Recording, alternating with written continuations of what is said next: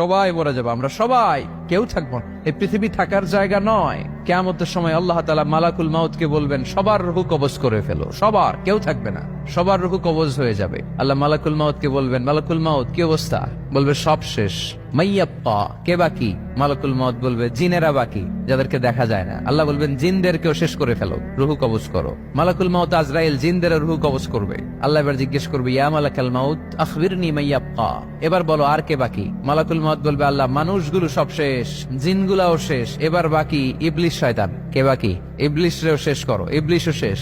আল্লাহ আবার জিজ্ঞেস করবেন, ইয়া মালাকাল মাউতি মাইয়াপ্পা, আর কে বেঁচে আছে বলো? মালাকুল মাউত বলবে, আল্লাহ আপনার কথা অনুযায়ী পৃথিবীর সব মানুষের রূহ কবজ করলাম, সব জিনদের রূহ কবজ করলাম, ইবলিসের রূহ কবজ করলাম, এখন আছে শুধু ফেরেশতারা। আছে কারা? যাও ফেরেশতাদের রূহ কবজ করো, ফেরেশতাদের রূহ কবজ হয়ে যাবে। এবার আল্লাহ জিজ্ঞেস করবেন, ইয়া মালাকাল মাউত আখবিরনি মাইয়াপ্পা। মালাকুল মাউত বলবে, আল্লাহ আপনার কথা মতো ধরে ধরে সব শেষ, ফেরেশতাও শেষ, 4 জন ছাড়া। কয়জন ছাড়া? জোরে বলেন, কয়জন ছাড়া?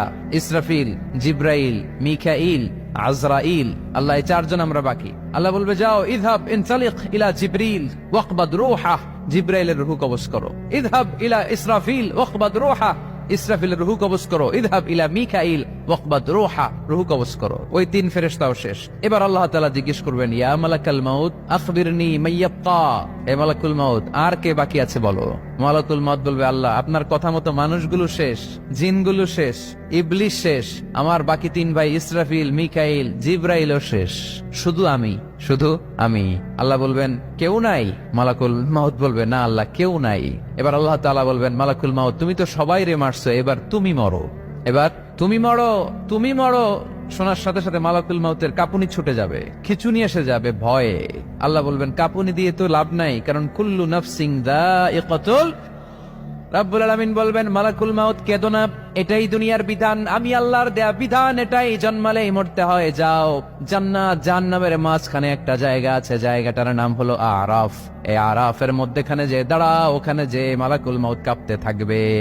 মালাকুল মাউত বলবে, আল্লাহ সৃষ্টির শুরুতে যদি জানতাম, সৃষ্টির শুরুতে যদি জানতাম সবাইকে মৃত্যুদান করার পরে, রূহ কবজ করার পরে আমাকেও মরতে হবে, তাহলে এই কঠিন দায়িত্বের ব্যাপারে আপনার কাছে ক্ষমা চাইতাম।